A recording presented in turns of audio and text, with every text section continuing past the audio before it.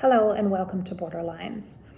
On today's episode, Steve and I are joined by our friend and colleague Pantea Jafari to discuss the Canadian Immigration Department's response to the crisis in Israel, the West Bank, and Gaza. We're aware that this is a subject that people have very passionate views about on both sides of this conflict. And I can say it has been exceedingly difficult for myself, and I think for all of us, to offer some intelligible thoughts about the program offerings that have come out of the department. I just really want to thank Pantea for offering the insight she has and the feedback that she is receiving from practitioners who are trying to assist people in making these applications, and the feedback that she's had from government representatives in response to questions that have arisen, and just ask for some kindness and empathy in response to the struggle that we've all had in trying to just put forward the information and our own concerns and conflicts around the programming in this area. Thank you, and I do hope this is of some help and insight to some of you.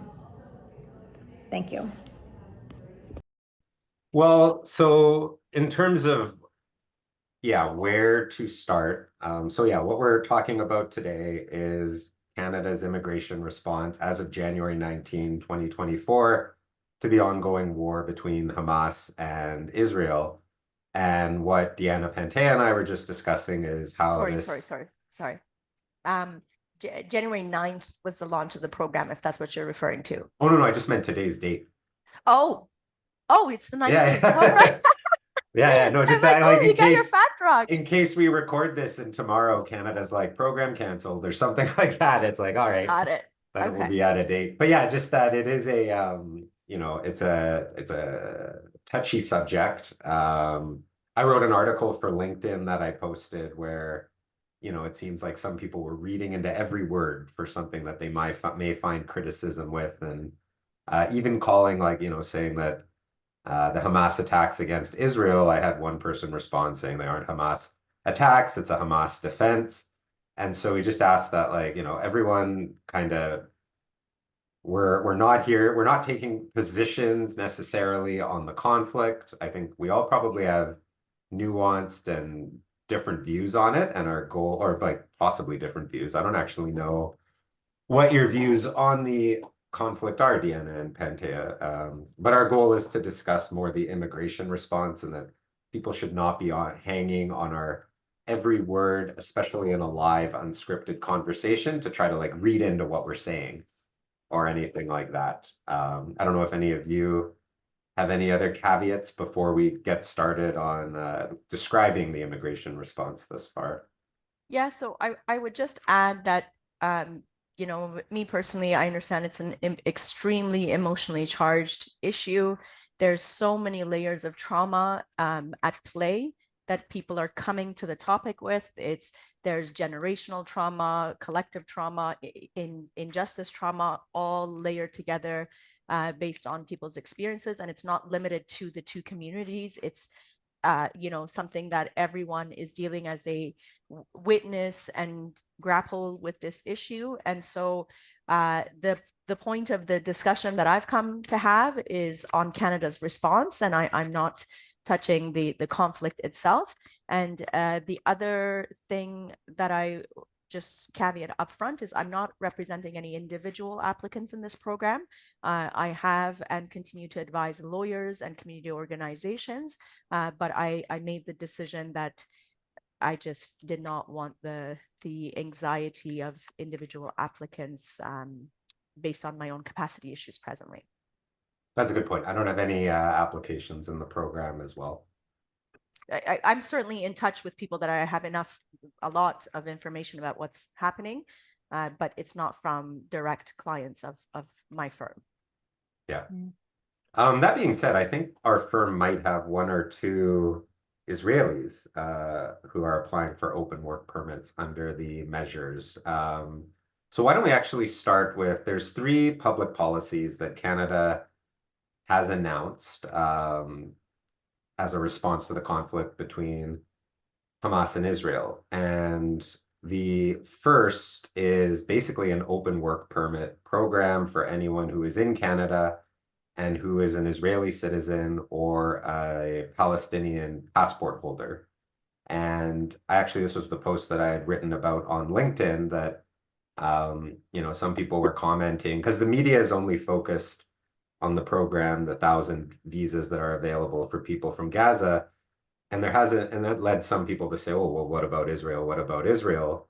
And there is a program for Israelis and Palestinian passport holders who are in Canada, basically to get 3-year open work permits. It's kind of a similar measure that the government has done for Turkish and Syrian people who were impacted by a recent earthquake. I can't remember the exact date of the earthquake, as well as anyone from Iran who is in Canada.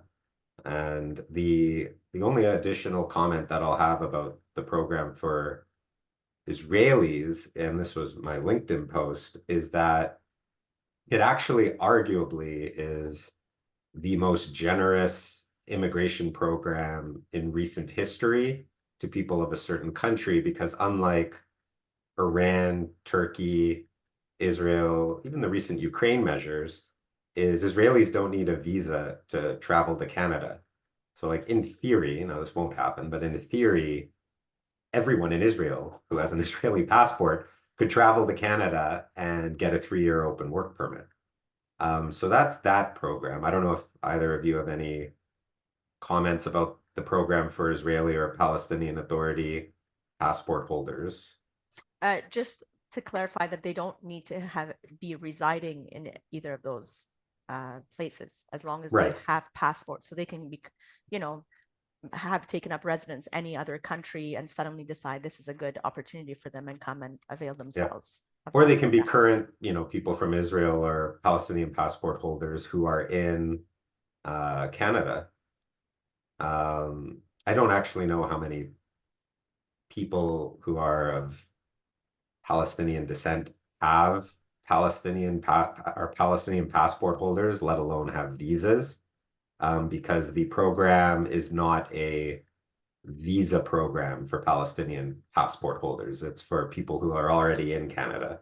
So the reason why I say it's, very generous to Israelis as opposed to, say, Palestinians is that an Israeli can apply for an electronic travel authorization. Most will probably be approved within seconds, if not, minutes. Whereas Palestinian passport holders living in the West Bank or Gaza have to apply for visas, which are much harder to obtain. So this is a comment that I wanted to say is that for example, there have been similar initiatives, let's say around Iran, where people from Iran who are already in Canada were able to get open work permits. But what that did was immediately cause an increase in the rates of refusal of visa applications from people trying to get to Canada from Iran.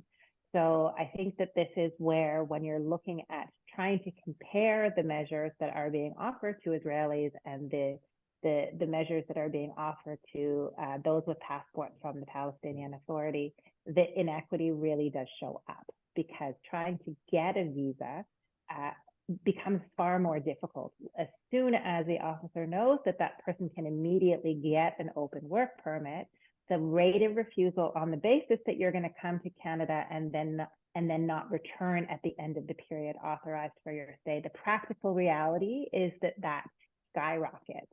And so these policies might look neutral on their face, but we as practitioners know that in reality, trying to get one of those visas issued becomes next to impossible. And so I think that, to go back to the kind of the preamble, the cautionary statements that we're making, I think on the podcast, we've always spoken about policies that come up and talked about just the implications of these things. And for us to not talk about this policy did feel like it bumped even louder than not speaking about it. And so that was sort of the thing for me. I do recognize that this podcast will elicit strong reactions. It has already had an extremely divisive effect on the bar. and people being labeled in inflammatory language, kind of flinging back and forth. But I think that those disparities do need to be highlighted, because the way that they look as being neutral on their face is just so not the case in reality.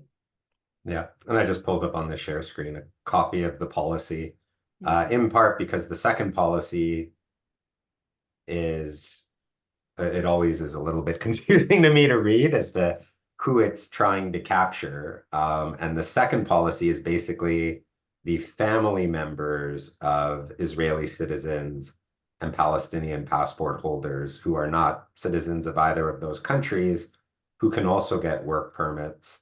And this one has the limitation that they have to have been in Israel or the Palestinian territories and left after October 7, 2023.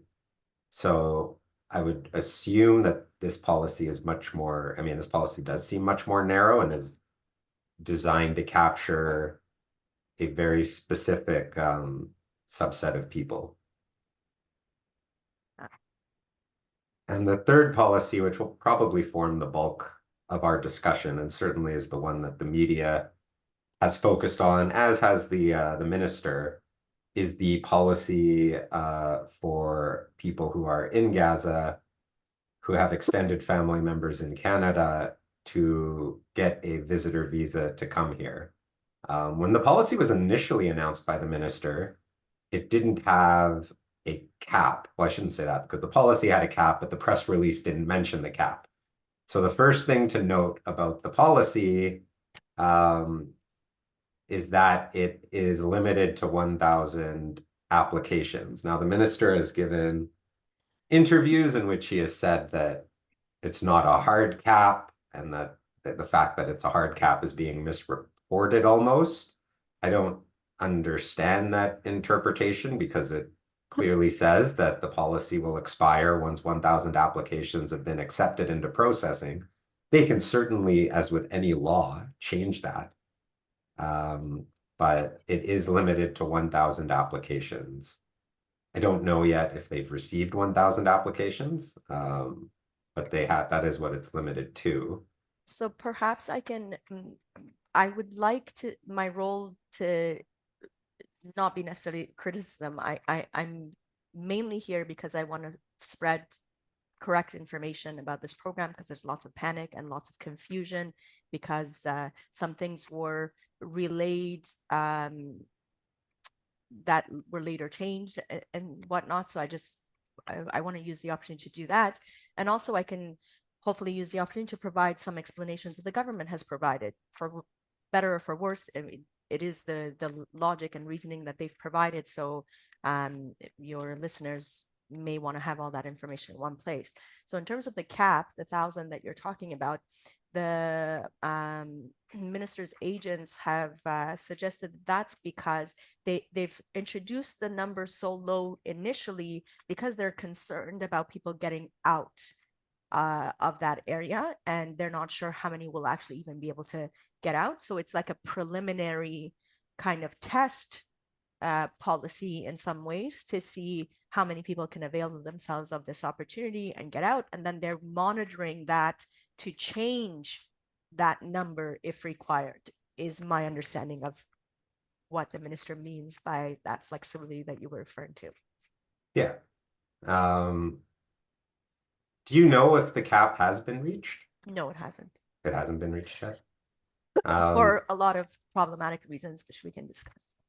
Yeah, let's maybe describe. I'll go back to just quickly summarizing the eligibility, which is that the person must apply for a visa. They must be the extended family member of a Canadian or a Canadian permanent resident who's in Canada, which is the spouse, common law partner, child, regardless of age, grandchild, parent, grandparent, or sibling of an anchor who is in Canada.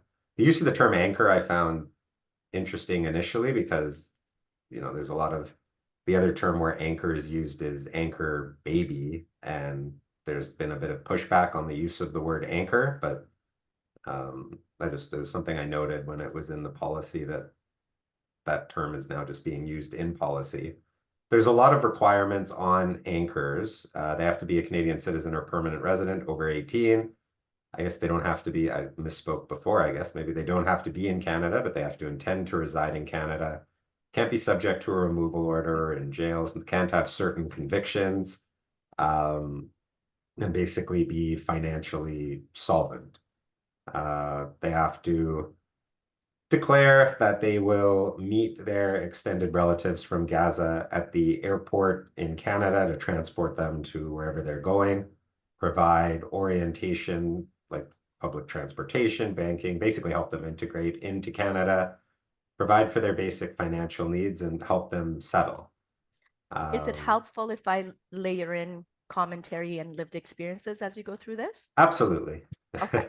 Yeah. So let's start with the part one of the anchor size. So as most will likely be aware, it's introduced as a two-step process. So the process itself is unique and new and not something that we've experienced with other programs.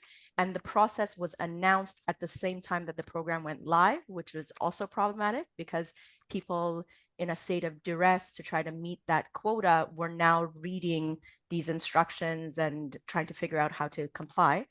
But so the first stage is the anchor relative. The Canadian has to fill out, an expression of interest, basically provide some information and be vetted as an eligible anchor relative to then allow the family members to make a TRV application. So with this stage, the problems that we've been hearing from the community and from representatives is there's been a lot of nuanced discussions about the statutory declaration.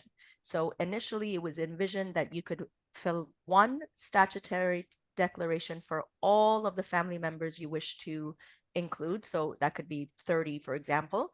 And then the messaging seemed to be that it should be for every principal applicant. And some information is that it should be for every single family member.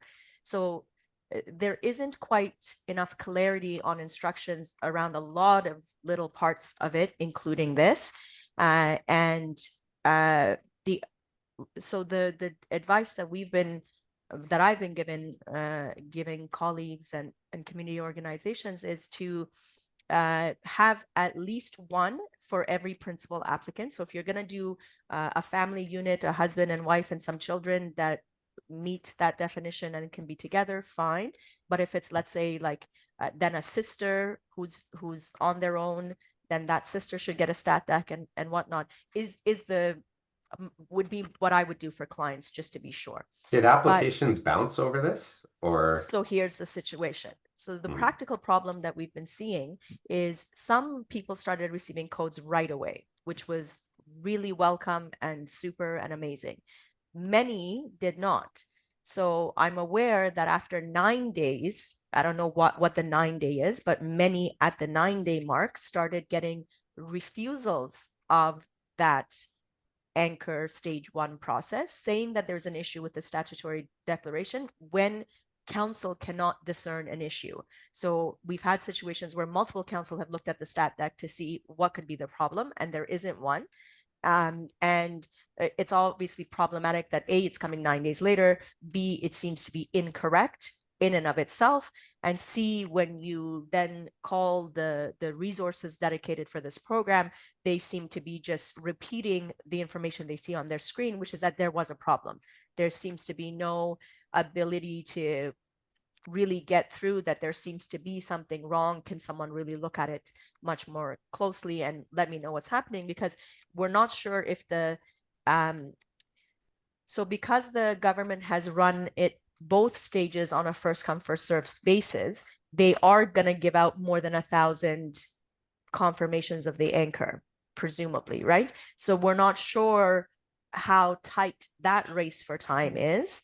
And then once they get the codes per family member, if the anchor is approved, then there's a second running clock for them to submit, for the family members to submit their TRV applications. And a complete application will then be registered one by one against 1,000, right? So, And this leaves so we're quite now aside experiencing. this leaves quite aside the fact that this statutory declaration in the first place is something, like, as you said, it's something that we haven't experienced before. So this, when I look at it, the statutory declaration looks sort of like a sponsorship in terms of the amount of detail that they're asking of the sponsor, just the types of information that it's looking for. And while I'm not going to question whether or not that's okay or not okay, that's not the point. It is the same type of information we typically see. And as you said from the outset, that's not something we've normally seen in support, like an invitation to support somebody to come as a visitor. Yeah, it's not something we see in the TRV streams as an invitation sample, and it's not something we've seen in the humanitarian policy streams like the Iran and the other policies. Yeah, So, they are bringing it. It's going to be the same, I think, for the Sudan measures that they've introduced, because I mean, it may be, it's unclear yet if it's going to be limited to these two programs or if it will become more of the norm. So the other aspect of the statutory declaration is that it seems to be seeking some sort of, obviously, financial and other commitment, right? So on that side, it's kind of akin to a group of 5 sponsorship, where you're saying, I will do settlement work, I'll get them from the airport, I'll introduce them to institutions, get bank accounts, this, that. But the government has confirmed that this is not an enforceable declaration. So there's going to be no monitoring and no resources spent on the next steps, which again raises the question of then why, right? So just to be clear, so like if a person from Gaza does go on social assistance, it's not the same as in the family class where the provincial government could go after the anchor the same way that they would go after the sponsor in a family class application? That is what the government officials have advised. What pans out in reality, I don't know. So I'm just here to share the information that I have gathered from government consultations, government's responses to media reports, and what's happening on the ground in the community.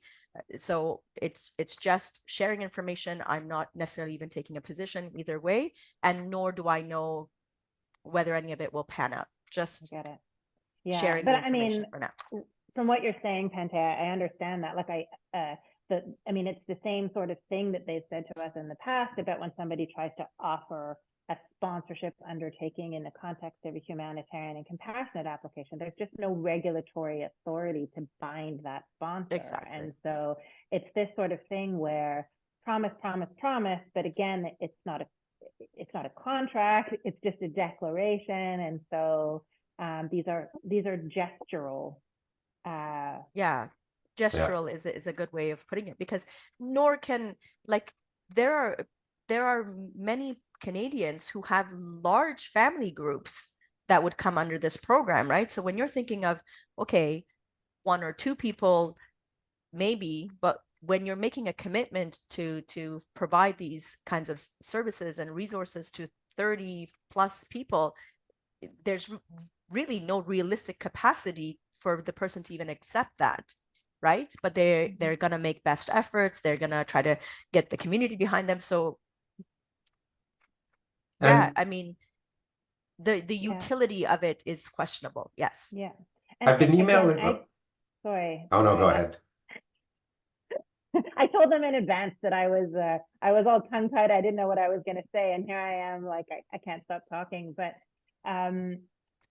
you know, it also, for me, the mixed messaging of all of this, like, is this about economic viability? Is this about humanitarian relief? Like, I find the whole thing very confusing. Is it about, do you have the financial means to support, or is it trying to provide a way for people, for innocent civilians to try and escape a situation? Like, to me, I'm very confused by the messaging of all of this. And I understand that there are lots of, there's lots, I understand all the politics and all the confusion around this, but I don't think that there is a clear message as to what the objective of this program is. I think one of the biggest problems with how this program has been rolled out is exactly that. there isn't clear communication, clear messaging, and don't get me wrong, I certainly understand that the government is in a really difficult position. These are, really, really emotionally and politically charged situations. Both communities are, I'm sure, lobbying for all kinds of things that they think are important. So I'm sure they're caught in between some tight circumstances. And possibly that's the reason why they're not making clear communications, because if they say something, one side or the other might take issue with it. But in doing that, they're causing not only anxiety for both communities, but also tension between the communities. So I'm skipping ahead a little bit right now into another section with the TRVs, but in terms of concerns over security of who's coming in and whatnot, when I initially heard the stories of a portion of our bar being really concerned about not enough investigation and whatnot, my immediate thought was, oh, they probably don't know. They haven't seen the actual application process, that they're actually being asked for much more information than we would normally. So I thought, oh, like if there was proper messaging, this could be averted. I'm not sure if that part of the bar has that information and still thinks it's not enough. Like that's also part of the problem, right? But clear communication on what the impetus is, what the policies are, what the process is, and what they're willing to be flexible on or not would have been super, super helpful, would have, put out so many fires and distress and panic, but here we are. Yeah, the government's trying to walk a vague, yeah, I mean, the whole, we'll come back to the government and how they approach. What has sort of puzzled me about the TRV program is I mentioned the Sudanese program earlier, and it's not clear to me, because both programs were announced within a week of each other, and it hasn't been clear to me why there's 1,000 spots for Gaza and somewhere over 3,000 spots for Sudan, and why Gaza is a temporary program and Sudan is a permanent program. That's sort of been like my big puzzlement, just because both programs were announced so close. And as far as I know, that there hasn't been any explanation given on this.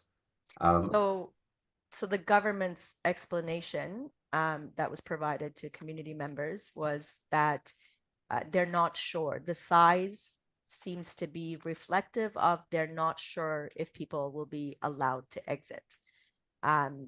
Obviously, Palestine has a population of 5 million, sorry, for the most part from reports, Google searches and whatnot. So 1,000 is clearly not enough for the distress that they're experiencing, the crisis that they're experiencing. But the government's explanation of that number, for better or for worse, whatever you want to take it at, was that they were basically gonna see if even 1,000 could leave before. Yeah, I think it's limited to Gaza. It doesn't include the West Bank, right? Correct. Yeah. I mean, while I get that, and we'll get onto this, I'm sure, the consent to disclose personal information form includes a consent. I understand, blah, blah, blah, that I may not be permitted to leave Gaza. So I just don't understand how that goes to, so people who are signing up to this program need to recognize that they may not be permitted to leave. So how that then translates into them having to cap the program to 1,000, I don't get it. So I can clarify that as well. So there's a if the anchor relatives approved, then there's a second stage, which is that they have to make a visitor visa application. We'll talk about the contents of that, but the visitor visa application itself basically runs on 2 stages. Okay, the first stage is based on the information, and much more than normally requested, but based on the information the applicant provides, there's an initial decision, kind of like an approval in principle. There's an initial decision as to whether the government intends to approve that application or not. And that approval will then be used to secure your exit from Gaza if you can. And if you can, and you end up on the Egypt side, then you have to submit to biometrics, which is a standard requirement on TRV applications. And if your if that security, the full security clearance is approved and accepted, then you actually get an approval. So really, the 1,000 will be for people actually approved and ready to come, but it's run through this, practically limited funneling system to enable that to occur. Yeah. Just one last on the expression of interest system. I've been emailing with Nassim Mitouani, who was saying that something that she's noticed is that expressions of interest don't seem to be being processed in first come, first serve.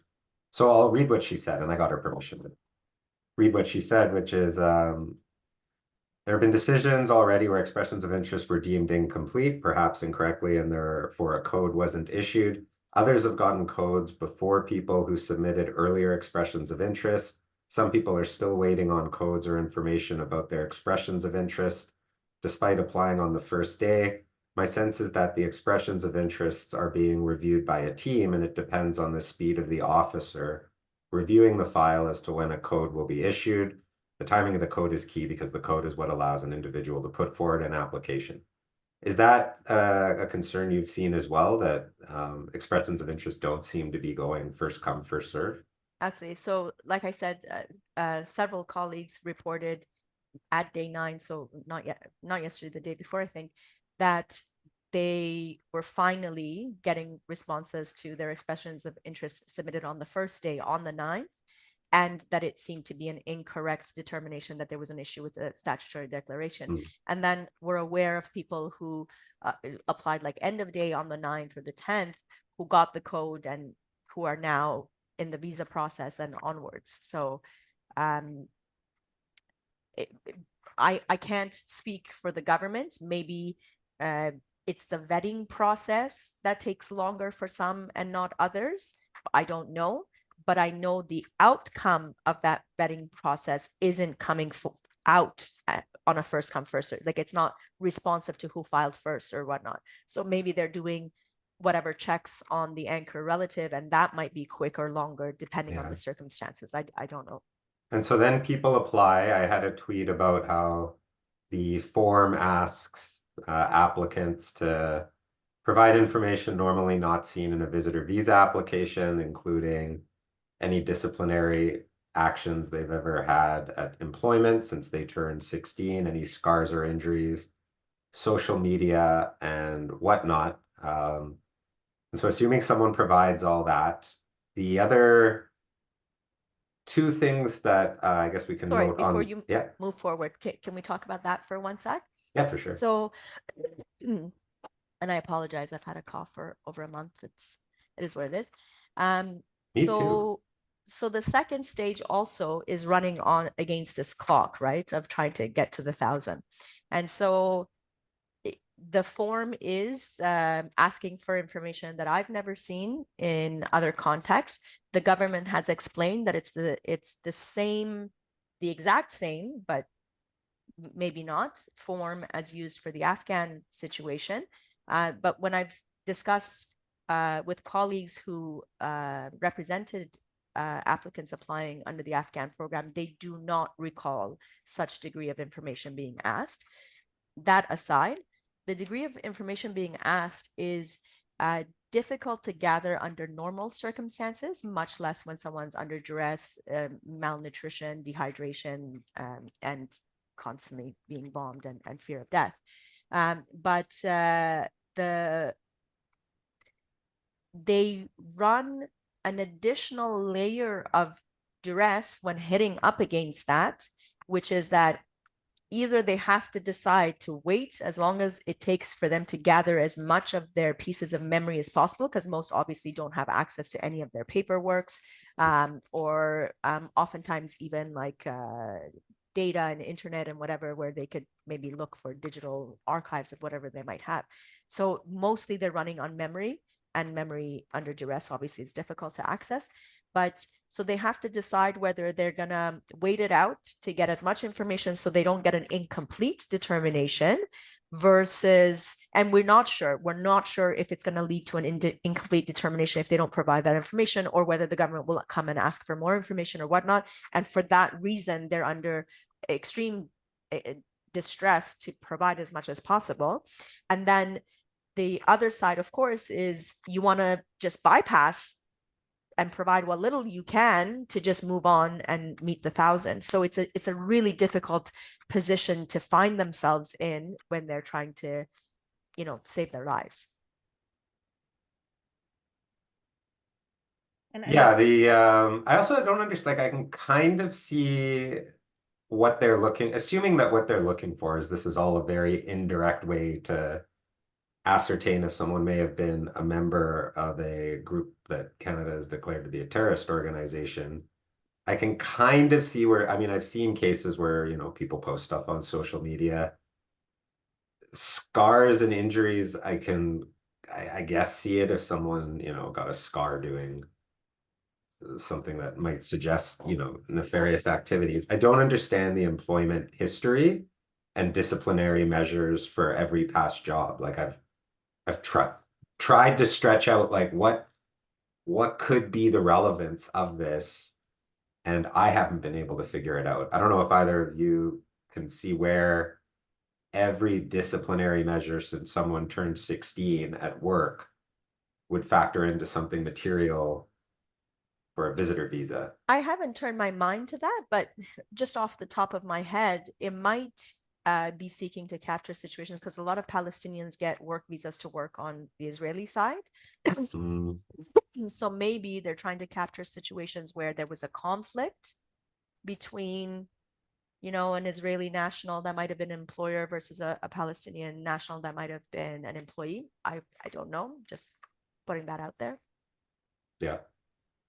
And then the other part of the process, well, two parts, I guess. First, the forms, I think, state that all information being provided will be shared with Canada's security partners as well as Israel, and that Canada has no control over what anyone else does with the information, is my understanding. So here's the other part where I think messaging was so important and not adequately done. That is what the form says. But when specifically asked of IRCC what degree of information is being shared by with the Israeli and Egyptian authorities, they confirmed that it's not to that degree. They confirmed that it's, or they've stated that it's, your basic things like name, date of birth, passport number, and things like that. I have it in an email I can pull up later, the very specific things that they have confirmed is the limitation of what they're sharing with those authorities. But then that raises, for me, additional questions. So Canada has been clear that this additional layer of information they're asking for is facilitative. So they're saying, we're trying to do this to help, to try to get you guys out as quickly as possible and to get as much of your security check and background check done ahead of time as possible. So that information will give us information about who you are so we can start that process even before your exit, right?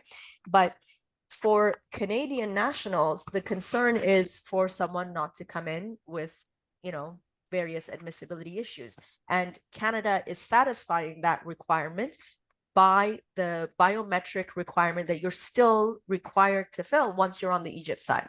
Mm-hmm. So if Canada was worried about its own investigation, then it will fully have that opportunity once the person reaches Egypt if they can. So the request to have that information ahead of time legitimately raises a lot of concern for individuals of who that's being shared with, right? And so the confirmation, and it seemingly not necessarily publicly, so this has come through in some media snippets or our community discussions with the government, that it's limited to that very limited set of details. So that should be made public to kind of quell the panic a little bit. because I know of individuals who have walked away from the ability to make this application because of their fear of who it's going to be shared with once they saw that consent portion. But then that really raises that question for me. I guess maybe really what they mean in terms of it being facilitative is so that they're not waiting as long when they're on the Egypt side for that security clearance to be complete and be able to come. So maybe what they mean is we're starting that process ahead of time so that the fingerprinting and biometric just confirms what we've already researched, that you're not a person of concern, and we can immediately approve you to come. That's likely what the government's position is of this two-stage situation and the expanded degree of information being asked. But because they're not being clear in that messaging, and because the form is blanket that all information is being shared, clearly the impression it gives is all of that information about your social media handles, your scars, your work history, and the rest are going to be shared. For Yeah. sure. Who controls if someone leaves Gaza through the Gaza-Egyptian border? Is that Israel controls that? Egypt controls that? Is it joint? Israel controls the exit permission. Egypt controls the entry permission. And they allow entry for 72 hours. And that coincides with the government. So someone exiting Gaza, the government will pay for their housing for 2 days for them to do biometrics and get things lined up. And their status there is valid for 3 days for the 72 hours. So if things take longer, A, they need to pay for their own hotel or whatever after the 2-day mark, and B, they're supposed to seek an extension of their status from the Egyptian side themselves. But in our discussions with government, they said that they have not seen any issues with that to date. It seems to be very facilitative. It seems to be something that people are doing on their own without issue. No one has reported to them. They reported that there was an issue getting an extension from Egypt. Obviously, there's issues. But they just have to pay their own. They just have to pay their own hotel if it takes longer, or if it takes longer than the 48 then if the hours. biometrics, are held up for. I mean, we've seen how long security checks can take in some cases. Like, so that's the other question I had is, can they go back to Gaza? Why? I guess that's the facilitative. That's maybe why the information is being requested ahead of time, so that could get started, so that hopefully in that 2 days everything is done. And I mean, it's still very early on, but like if somebody fails their biometrics, are they able to go back to Gaza? Presumably, yes, whether they would want to or not, I guess. And that would be Egypt having to let them out and Israel having to let them back in? Yes. I don't think Egypt, I'm not aware of Egypt having some exit controls that wouldn't allow them back in. Yeah. Okay. But as far as we know, I saw that yesterday or 2 days ago, the government announced that 144 applications had reached biometric stage as of, today, January 19. Have any been approved that we know of?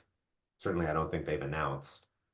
I'm not aware of that. I'm aware of several people who have submitted biometrics, who have been requested to give biometrics. So they've done the exit. They're now on the Egypt side doing that second stage, essentially, of the TRB side. But I personally have not heard of any. But if all works smooth, it should be in the next. Otherwise, these guys are going to be paying out of pocket to stay in whatever hotel in Cairo. Lined up to assist with fees for that. Actually, I guess I should say that. People should reach out to, from what I've been told, Islamic Relief Canada is assisting with some of those fees. Muslim Legal Support Center is assisting with the legal side if people need, pro bono lawyers to assist. And I know the Canadian Bar Association is running a volunteer roster as well, and people can contact Jacqueline Bonisteel for that. Sorry, what was the first one? I'll put a link in the show notes. Islamic Relief Canada is assisting with fees on the ground for people who need to stay longer than the 2 days. Muslim Legal Support Center is coordinating intakes and referrals to roster lawyers. And Canadian Bar Association through Jacqueline Bonisteel is also running a roster pro bono lawyer initiative. Okay. Yeah, I found all those, so I can link to them. Okay.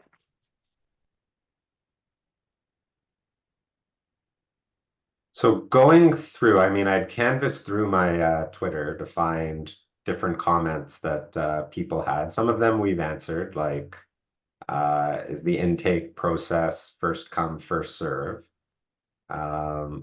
Which we've answered. I'll just look to the PowerPoint. It's going to be.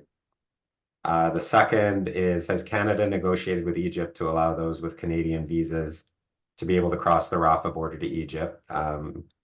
You've said yes. Wait, sorry. So there are people in Egypt now. So Israel did allow some people to leave. Yes. Okay. But that's what I mean. It's controlled by their ability to come over to Egypt is controlled by Israel's authority to control their exit. Okay. From my understanding, Egypt isn't making an issue necessarily of who walks in. They're granting those 72-hour visas and seemingly extending them from what the government reported, and seemingly extending them without issue. It's just the authority to get out of Israel that's the issue, and the government's taken the position that they have no authority or control over that. It's Okay. those governments making those decisions. No, I'm glad you clarified that. I didn't realize that that aspect of the Egyptian Gaza border. So I think this is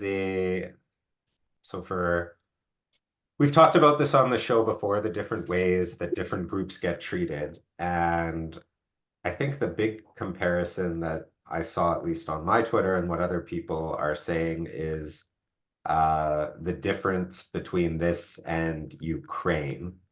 So for Ukraine, it was pretty much anyone from Ukraine at the start of the Russia-Ukraine war was allowed to apply for kind of a special visa called the CUAT, Canada, Ukraine Authorization for Emergency Travel, to travel to Canada. And that program obviously is the big distinction is there was no cap. So Lots of distinctions. lots of distinctions, yeah.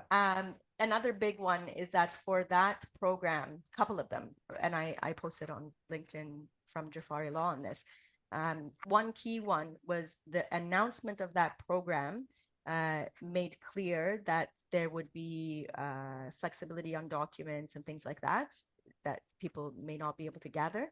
But the announcement on the Palestinian side was that all regularly expected documents are required. So there's lots of messaging that there's flexibility, explain your circumstances. But what I've expressed to government agents every time we've met is, the explanations that will come forward on a case-by-case basis, which is I don't have access to these documents because either my house has been bombed, I literally have none of my possessions anymore, no documents, I can't get them. So if you know that at least a huge majority of the applicants are going to have that as their reason, then it would seem, if there's flexibility for that, you would announce that up front rather than force people into making that request on a case-by-case basis. I'll leave it there. But on the Ukrainian side, that was specifically acknowledged upfront. And the other really notable difference, again, there's multiple when you look into the weeds, but another really notable one is that announcement came with the commitment for a PR route as well that would come later, that would be announced later, and there's no such commitment on this side, of course. Yeah. Also, no requirement for an anchor family member, and exactly no two-stage process, no invasive questioning. Now, the government has said that the form that has circulated on Twitter and stuff, and in media reports, that is asking all this additional information, social media handles, scars, things like that. The government's position was that first rolled out 2 years ago with the Afghan program. And that this is now in circulation. And again, as I noted previously colleagues working on Afghan who I specifically put that question to and gave a copy of that form to did not recall that degree of information being asked through that program.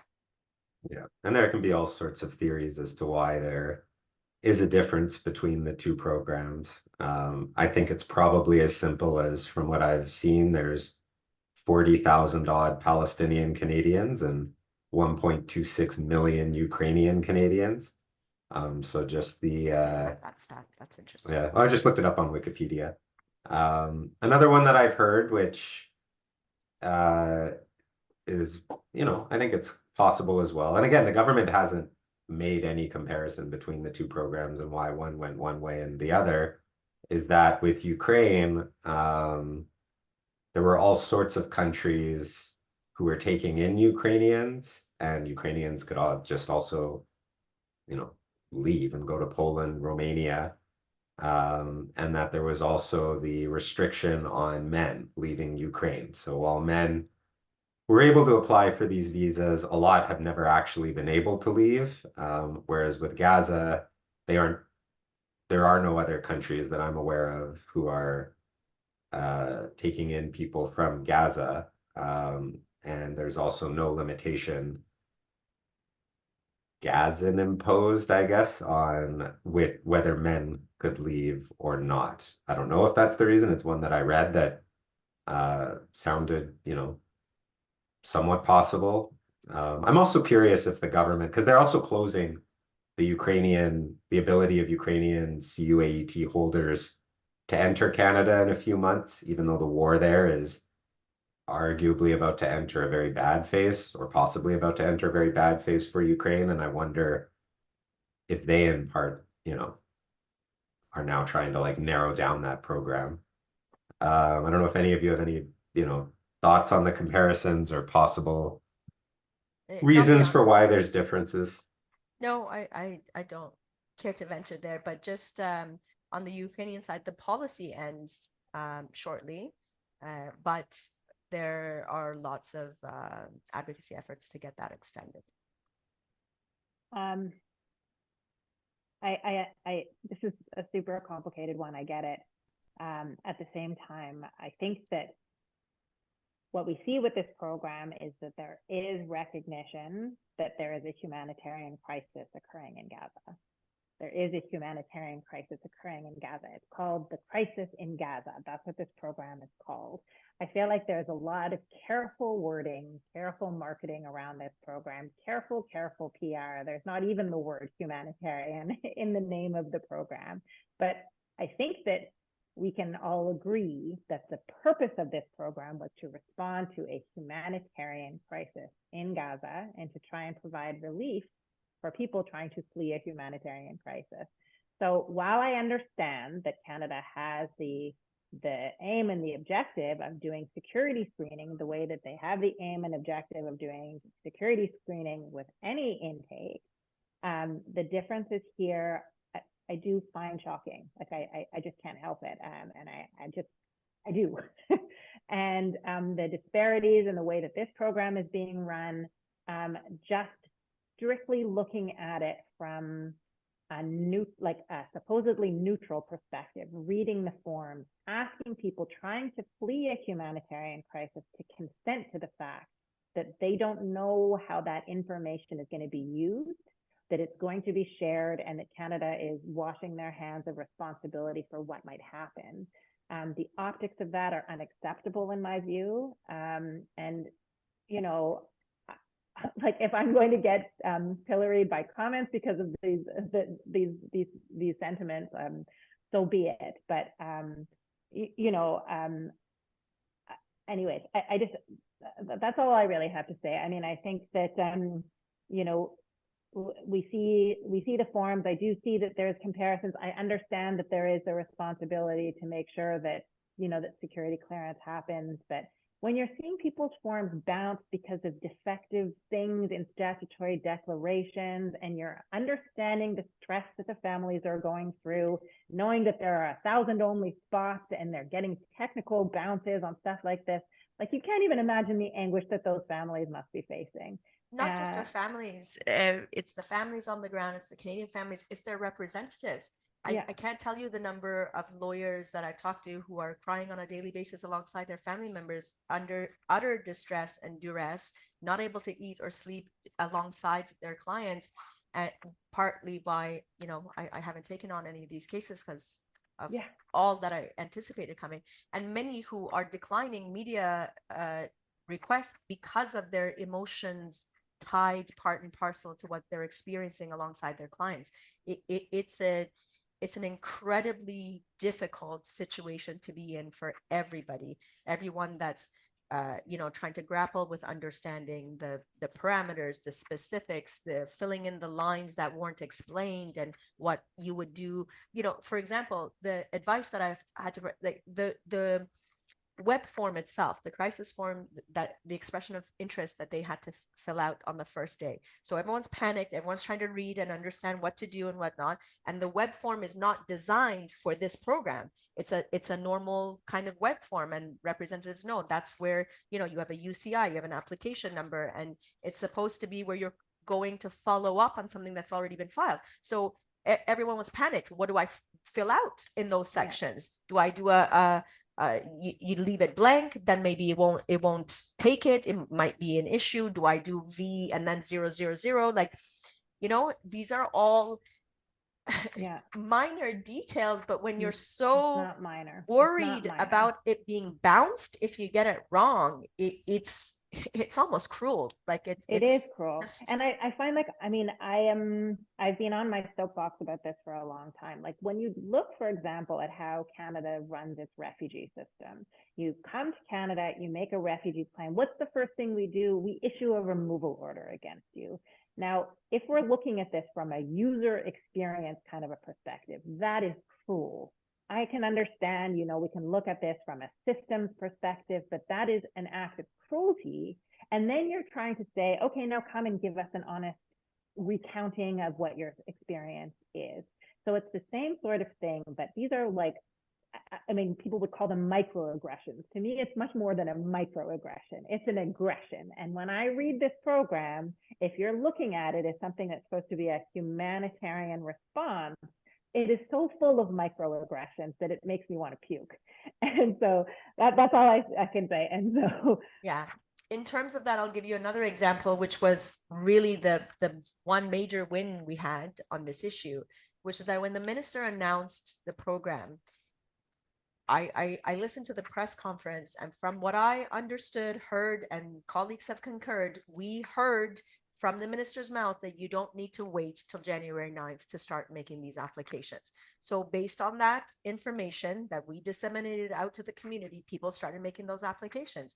And when the policy came out, the details of the policy were announced simultaneous to it being live on the 9th. Then it was suddenly, if you applied previously, you need to reapply, but, you know, we'll give you a refund. No one cares about the $100. They care about the distress of having to do this again, and now under the timeline. And so we really push back and saying, like, if you're already doing the vetting process for the anchor to get a code, there's no reason why that code shouldn't be supplemented to an existing application.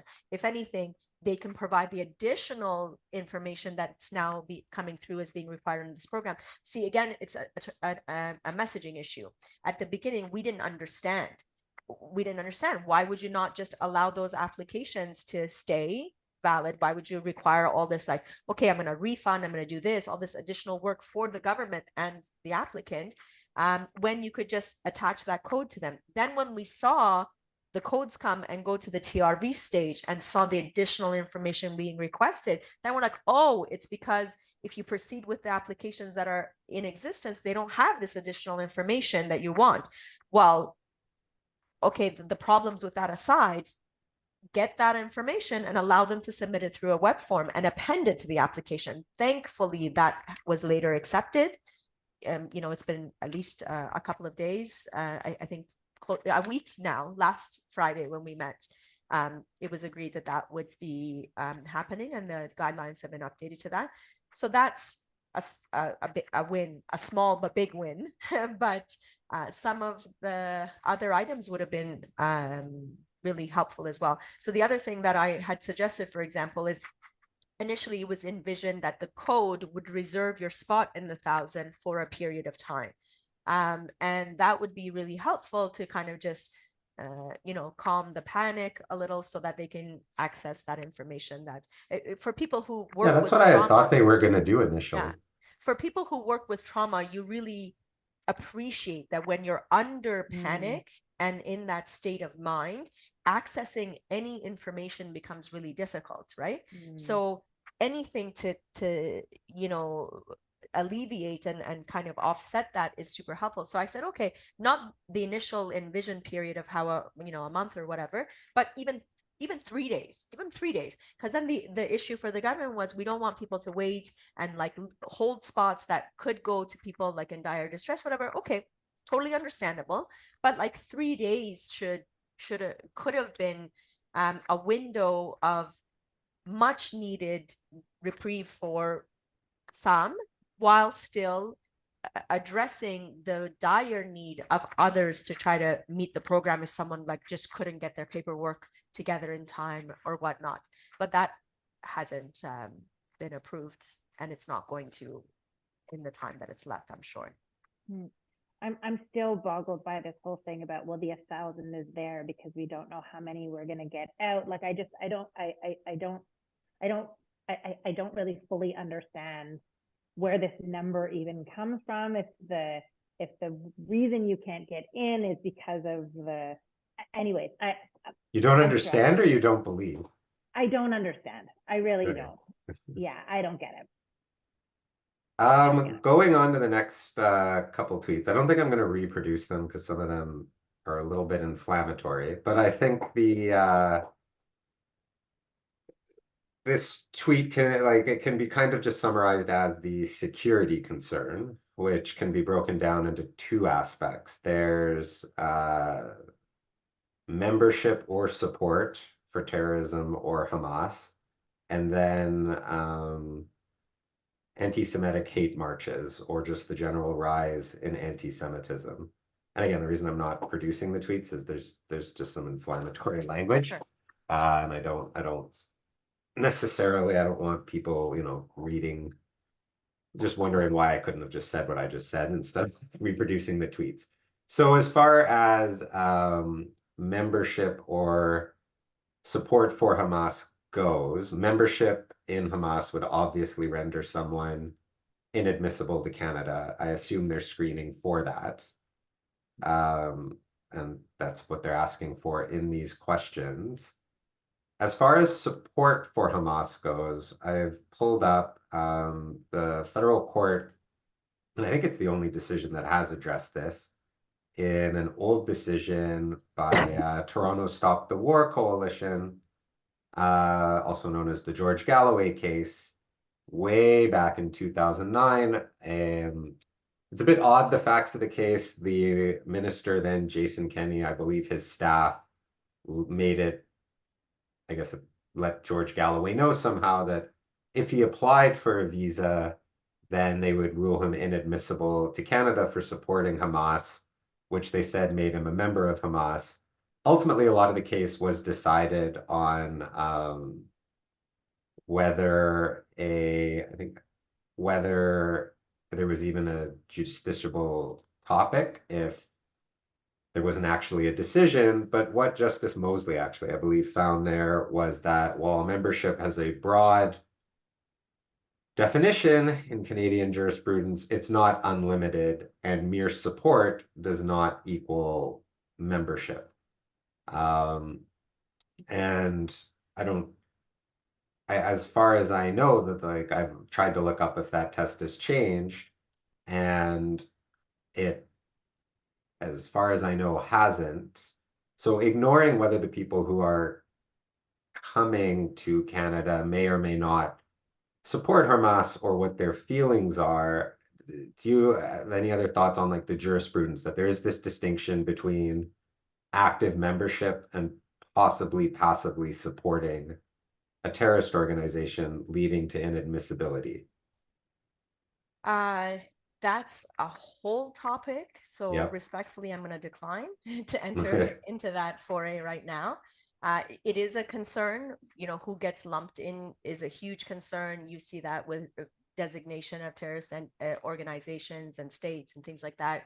The Iranian community is experiencing that right now with the recent sanctions and designations. So I'm not going to walk into that right now. All I would say on you very correctly specify there's two aspects to that concern. The first concern is a inadmissibility, like what there are legal parameters for already in processes. And to that, I would just say to all the Canadians who are concerned, including our colleagues who, you know, have made seemingly some legal requests in that regard, is that these applicants will go through absolutely the exact same, if not more detailed security vetting as any other person coming to Canada. So they are submitting to biometrics. Nothing is being waived. So you got to think in terms of Ukraine, like we waived counterfoil, we waived documents. There was a lot more room for maybe someone to be concerned about what's happening, who's going to get through or whatnot. But with this group of applicants, not a single person is going to be allowed to come without full biometric security screening, Interpol checks and things like that. So that's what I would say on that side. But in terms of the anti-Semitism and the hate crimes and stuff, for sure, any kind of hate directed at an individual is problematic, whether it's anti-Semitism, Islamophobia, anti-million other things, okay? And for sure, that's a valid concern for all Canadians to have. And I'm assuming that's where the social media handles and things like that are possibly maybe more relevant. And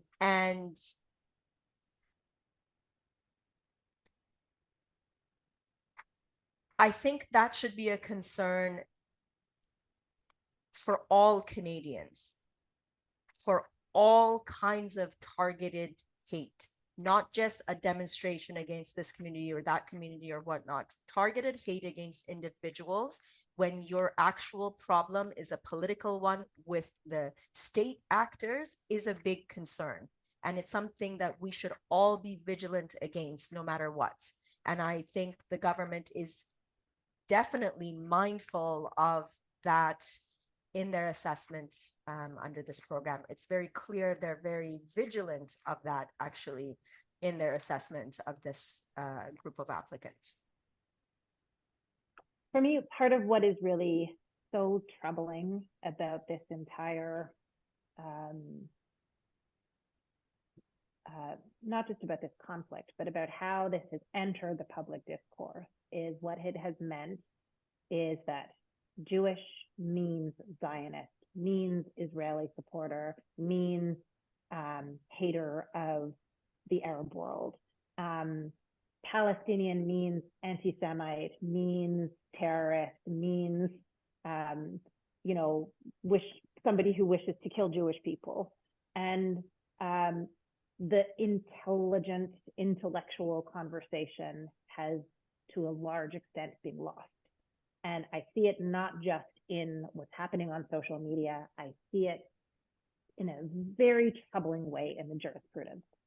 And I find that determinations around terrorism, around espionage, around all these sorts of things are becoming so blurred that I'm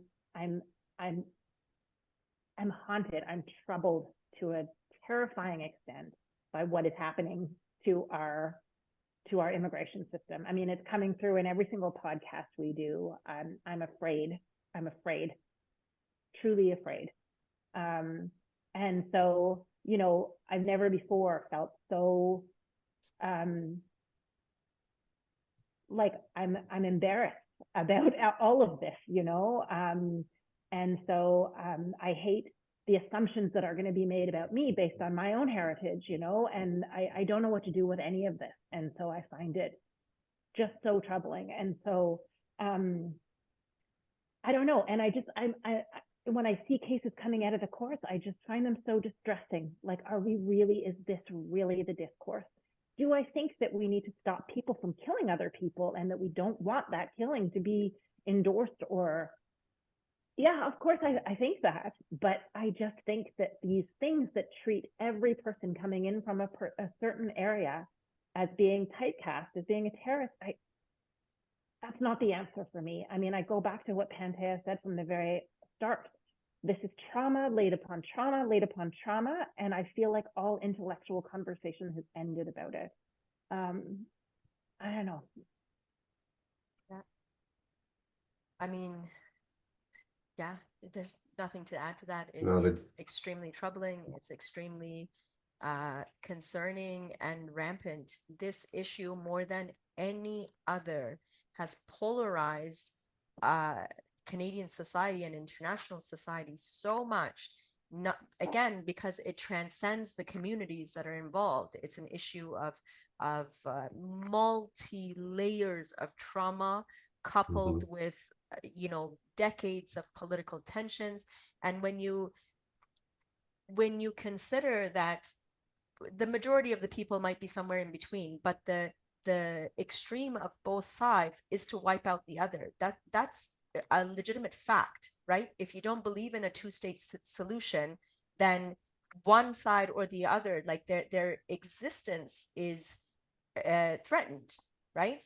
And so when you add that to the layers of trauma that are engaged, people aren't being reasonable and rational and academic and politically correct and all the other things we would expect of nice Canadians and whatnot. So, people have said, oh, people's true colors are coming out. And I deeply understand why, we would attribute negativity to individuals based on that. But I would implore Canadian society, our colleagues, everyone to look at that through the lens of the traumas and the existential crisis that the person is experiencing as they utter the things that you find so challenging. I think the only way forward is if we can focus, as another colleague aptly said, if we focus on our common humanity, our humanity as individuals who have been persecuted, who are targeted or whatnot, if we focus on, sadly, the victimhood that's shared between the communities versus everything else that's getting the center and spotlight, that might be, and I think is the only way to kind of bridge gaps going forward. Focusing on the other stuff is only going to make those divisive lines further and further entrenched, those friendships further strained, those relationships and communities now at polar opposites. Before this conflict, the people across those communities were friends, were mentors, were colleagues. And now everyone's like, oh, but that person posted this and that person posted that. It's an extremely difficult time globally, not just for us.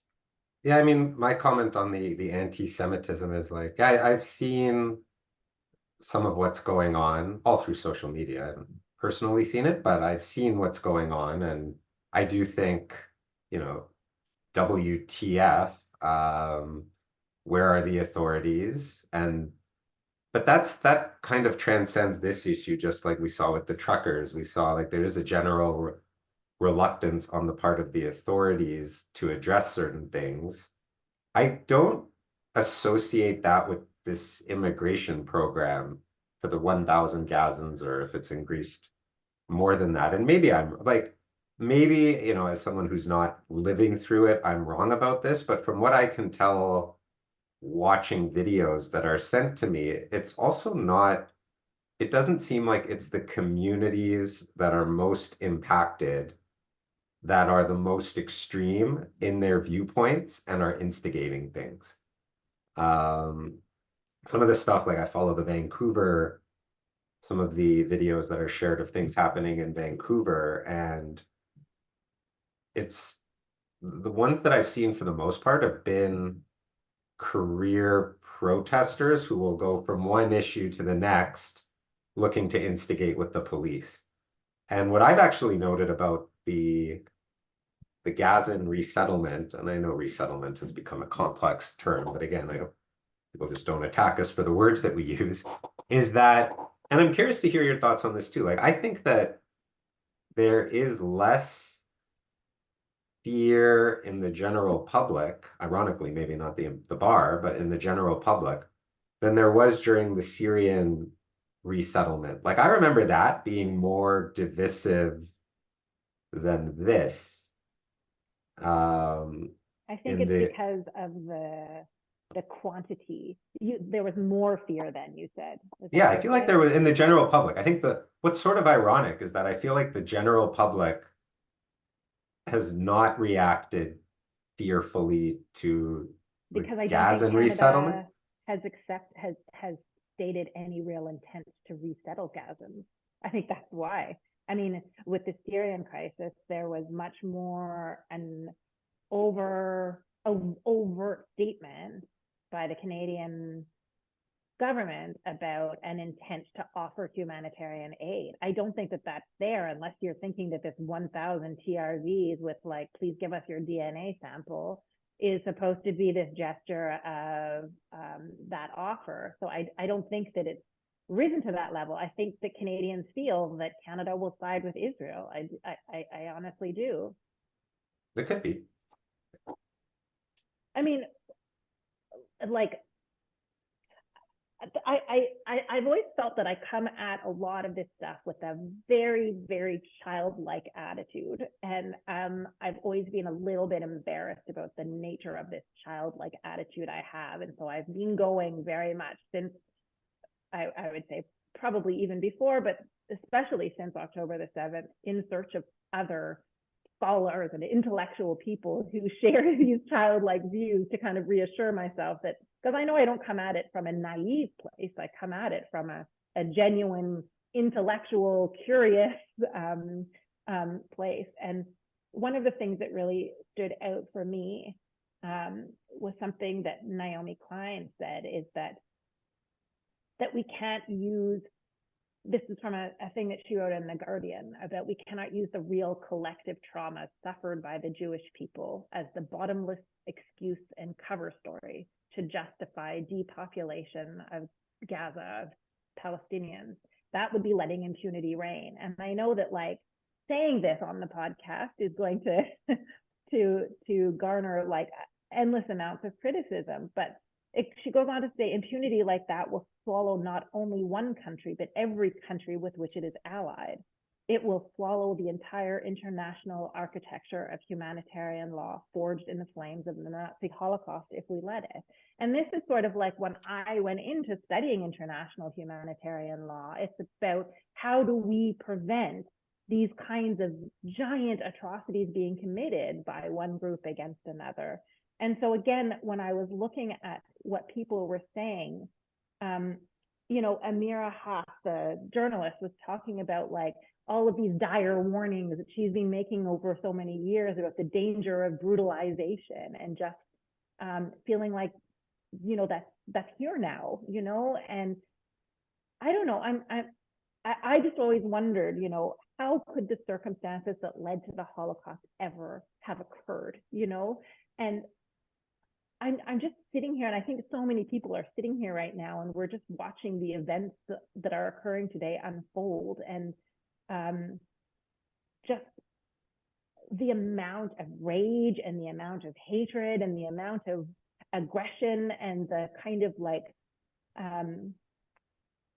the lack of discussion that is going on. I think that the fear, the being driven by fear, and how that has atrophied any real dialogue. I don't know. Especially when you layer onto that, Mr. Netanyahu's statement that the day after the war, he intends for there to be a one single state, right? So, yeah, very difficult times. Yeah. So that kind of leads, I'm wary of like layering on difficult topic after difficult topic, but the other subset of tweets, the other subset of responses to my announcement that we were doing this episode, or my tweet about what the Gazans are being asked to provide, was, what about Israel? So, and should Israelis be restricted? I know the United States is restricting settlers in certain circumstances in the West Bank. As you know, as of right now, I don't actually know what the state of the International Court of Justice determination process is or how long it takes, but it is possible that they will rule that Israel is committing genocide. And I don't necessarily want to get into a debate about whether or not Israel is committing genocide, but one of the consequences of that, and Canada has said that they will abide by the decision, would be, and I don't think this would flow automatic, but if they will be abiding by the decision, Section 35(1)(b) of the Act provides that the whole senior level of government could be banned from Canada, which, Pantea, you'd mentioned that Iran currently is subject to that as well. So I don't know if you guys are finding this too, but I mean, I know I have certainly heard from people who have served part of their regular military service in the Israeli army, and they are facing huge additional amounts of screening. And I don't know what that's going to lead to, the same way that every person coming from China is facing huge amounts of additional screening. It just right now means it's tripling their processing time. And so I don't know if that's everybody. I don't know what it's going to lead to. But again, it's sort of like, I just feel like Canada's right now in this very complicated hunt for who's bad. Well, you know what I compared it to? The Oprah meme of you get a car, except it's like this group's inadmissible and this group's inadmissible. And they're just like, it's just encompassing more and more people, which may actually lead to the law being narrowed, because eventually there's going to be so many swaths of people who are inadmissible. I mean, the other one likely to happen this year, if I had to guess, would be I always pronounce this wrong or say it wrong, the Iranian Republican Guard Corps being designated a terrorist group seems like a matter of time. Trudeau has said that he wants to do it responsibly, which to me, would include considering the immigration consequences. And one thing I'm curious, like moving away from Gaza to that topic, is, and I was chatting about this briefly during an overseas lawyers group, is if you take some of the logic currently being applied to Chinese people, which is that, well, in the future, they may be co-opted by the Chinese government into giving information. In Iran, like, maybe I'm wrong on this, but my understanding is anyone can be drafted into the IRGC. So like in theory, I'm not saying this is the case and that this will be the case, but in theory, the way the law is so quickly evolving, you could be like, well, any child from Iran would be like potentially inadmissible using this logic of may in the future be co-opted. And it does just feel like there's all these groups that as the law evolves and expands and everyone wants to say this group is now terrorist, that this group is, genocide, that like immigration law, I don't think is set up for this, for the inadmissibility sections, for this broad an interpretation of who's excluded.